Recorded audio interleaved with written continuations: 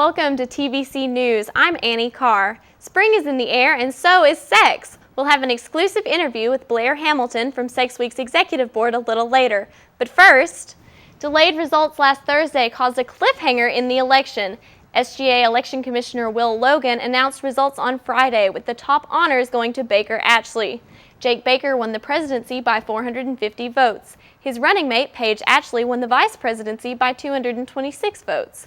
Members of the Baker Atchley campaign were more than a little excited about the victory.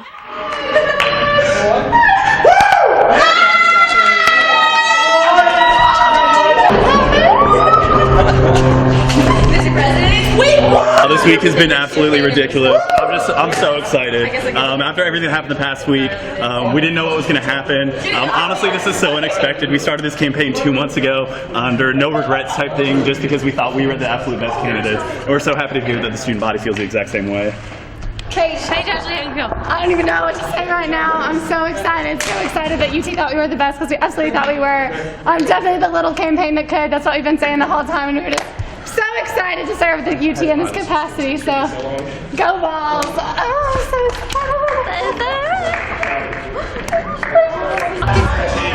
No, I mean, I had a little bit of fear, but I knew that they were the best campaign and that they had the best ideas and the policies and the methods of how to succeed. So I had every bit of faith in them, but I just wanted to make sure I heard their names whenever they announced it. All campaigns expressed their congratulations and support to Baker Atchley.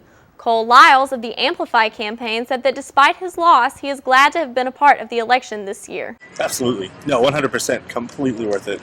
Because I got to meet so many people who believed in what we believed in and who, wanted what we wanted. And even if we didn't win, we still got over 1,000 people who believed in the same thing that we believed. And if we had gotten one person to change their mind about student government and change their mind about not wanting to be involved with student government, then we did our job, and we got thousands of people who wanted that.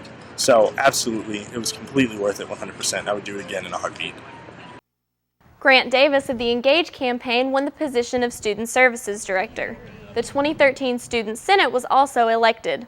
Of the 73 seats, the Engage Party won 38, Amplify won 19, and Baker Atchley won 13. The Responsible Investment Referendum was passed with 3,590 votes. 24.8% of the UT undergraduate student body voted in the 2013 election, up from 22.9% last year. All of those elected take office April 16th.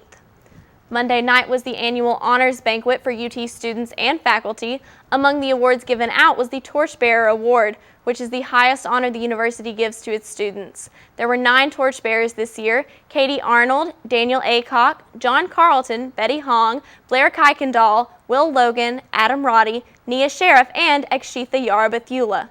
Recognition as a torchbearer reminds us all that those who bear the torch of enlightenment shadow themselves to give light to others.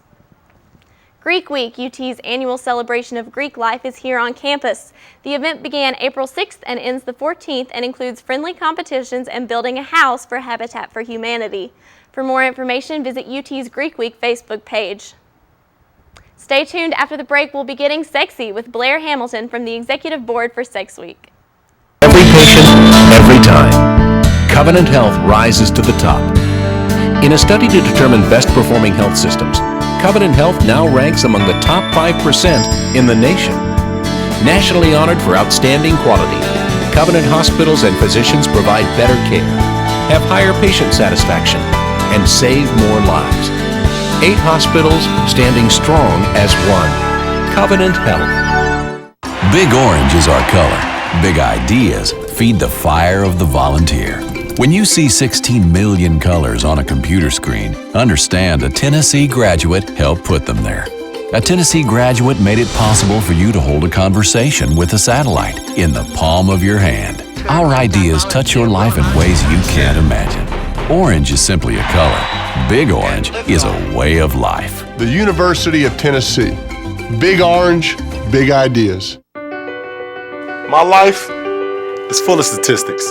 Thing is, I could have dropped out of school and become one myself, but I didn't, because I had people that believed in me. Here's another statistic.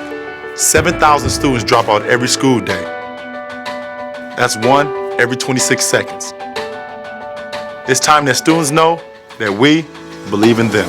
Inspire a student and share your message of support at boostup.org.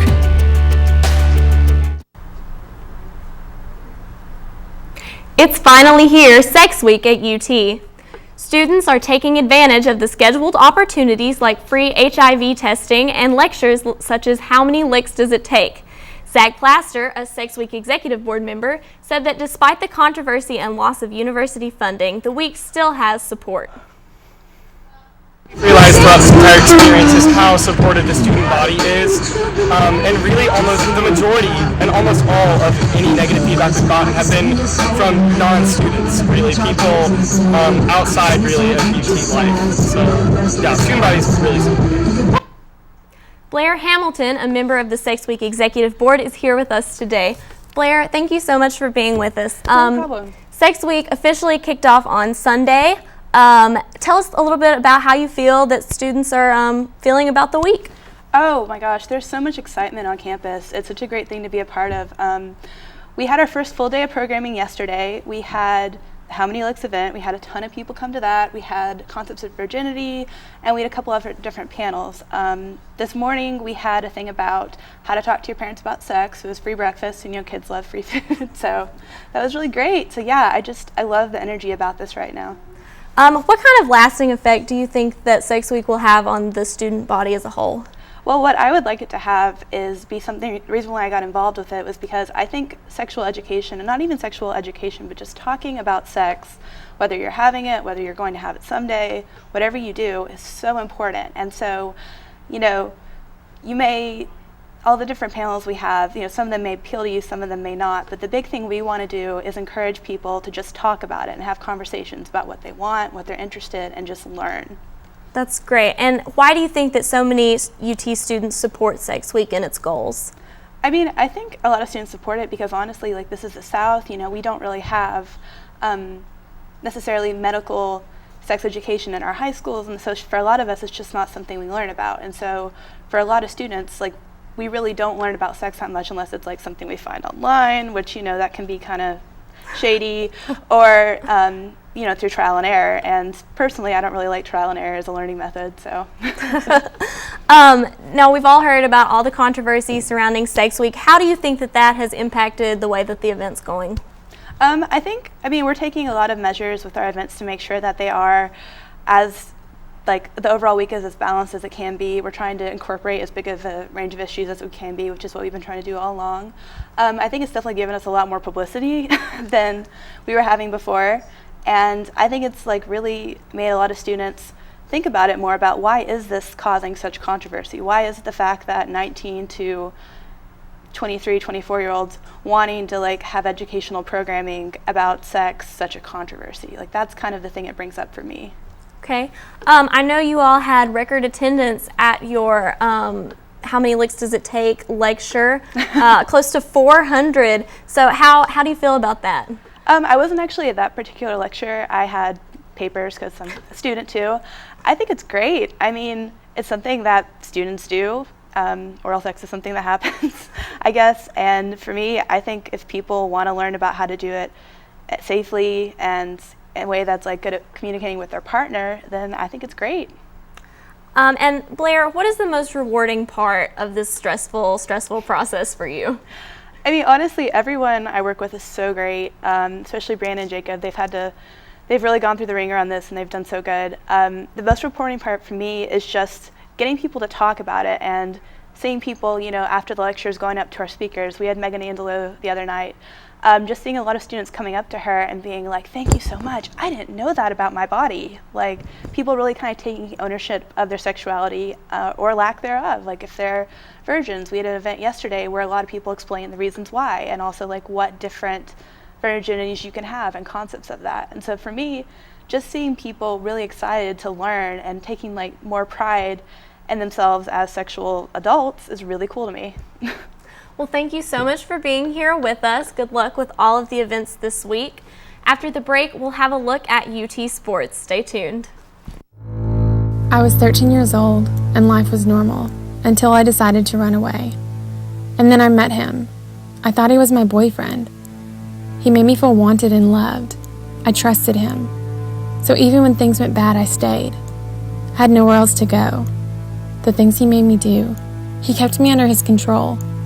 I was worthless. But I'm not the only one.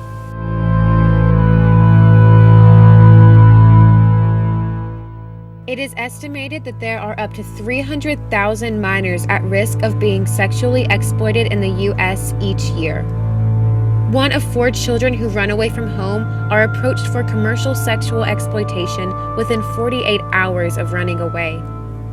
From 2009 to 2011, 4 Tennessee counties reported more than 100 cases of minor human sex trafficking. They say it can happen to anyone. I just never thought it would happen to me. Welcome back to TVC News. I'm Chris Del Sordo here with the sports for you today, and I just came off the baseball field myself. In baseball, the Vols completed a 3-game series with South Carolina with a loss on Sunday at home. The Vols were swept in the series and were outscored 36-14.